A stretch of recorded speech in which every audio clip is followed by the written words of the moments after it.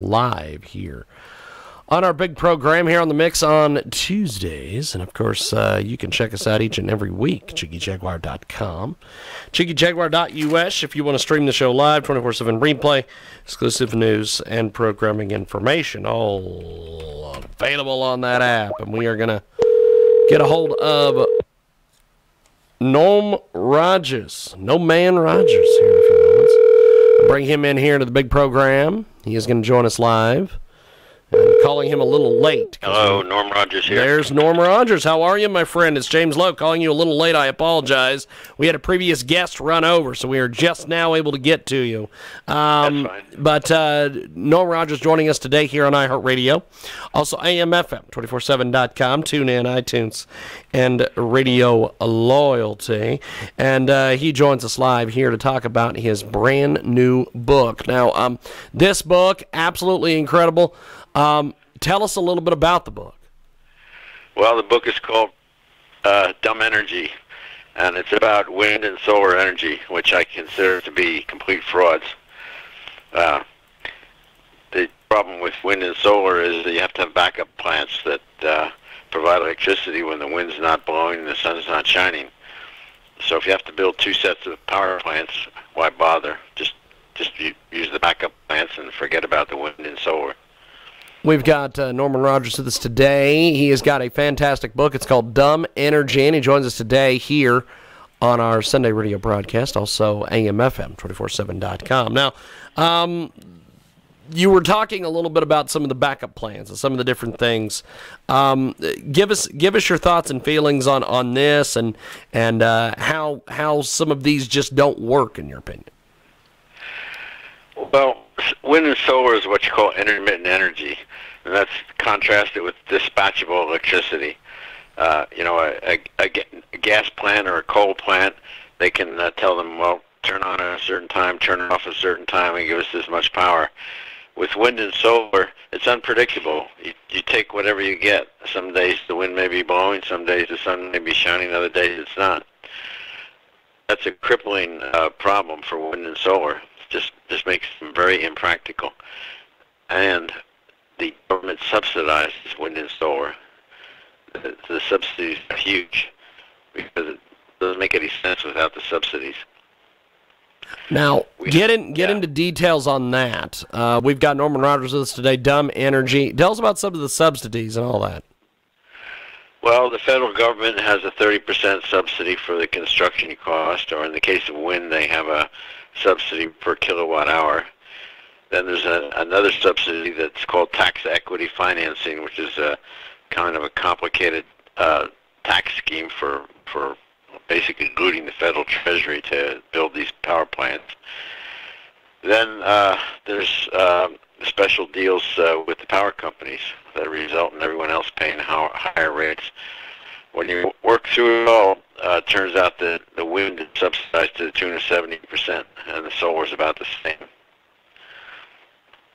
Wow. We have got a great guest with us today. Tell us a little bit about some of the research that you did for the book.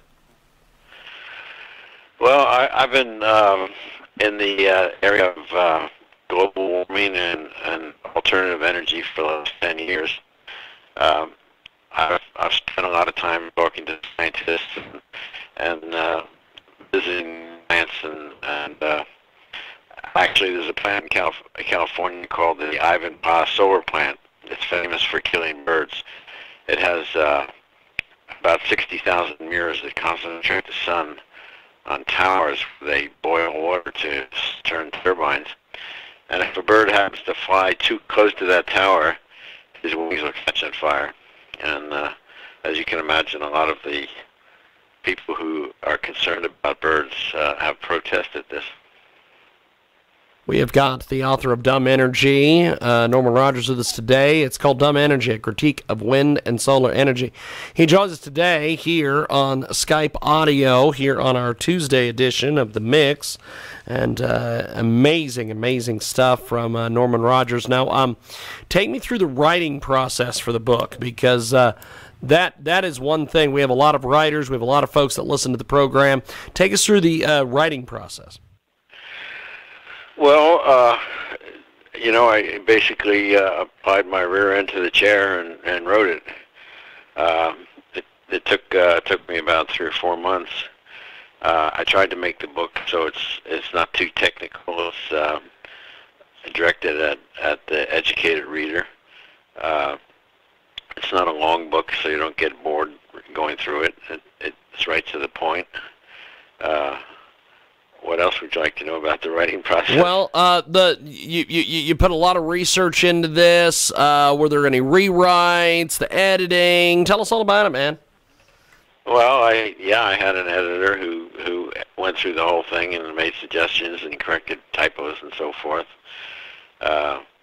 Every part of it I rewrote probably 2 or 3 times. I self-published it, which is kind of the modern way of doing these things. It's not a book that is probably real commercial, but I've sold about 1,000 copies so far on Amazon, and it's got generally good reception. The reception there's kind of 2 receptions to it. There's a certain number of people who are true believers in alternative energy, green energy. For those people, green energy is kind of a religion, and they don't like my book. They get really angry, and then the people who give it a good review are the technologists, people who are engineers or work in power plants, and they generally say something like, well, thank God someone is finally telling the truth about wind and solar. We've got Norman Rogers with us today. He joins us live. Dumb Energy is the latest from him, a critique of wind and solar energy. He joins us today here on our big broadcast. Now, if people want to find you on social media or pick up the book or get a hold of you online, websites, how do we do all this? How do we get in touch with you once we've picked up the book, my friend?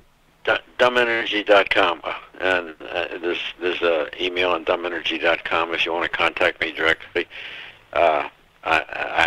If you go to Amazon and type in Dumb Energy, you'll find me.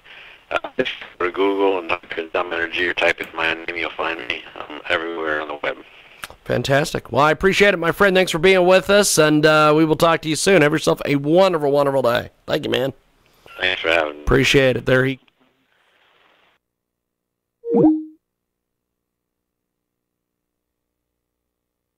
This is an amazing brand new marketing partner.